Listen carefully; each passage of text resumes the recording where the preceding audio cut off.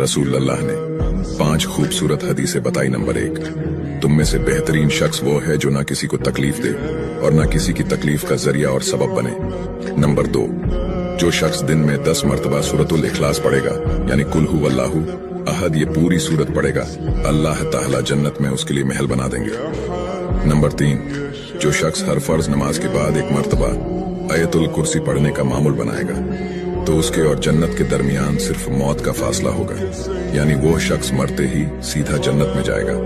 Number 5, जो शख्स घर से निकलते वक्त ये दुआ पढ़ेगा, बिस्मिल्लाहि तवक्कलतु अला अल्लाह ला हौला वला कुव्वता इल्ला बिल्लाह, तो अल्लाह ताला शैतान के शर से उसकी हिफाजत फरमा देता है और जिस काम को वो निकला अल्लाह ताला उसमें आसानी पैदा फरमा देता है। नंबर 5, रसूल अल्लाह ने फरमाया, वो शख्स हरा भरा रहे, हंसता खेलता रहे, जो शख्स मेरी हदीस सुने उसको महफूज रखे और उसको दूसरों तक पहुंचाए।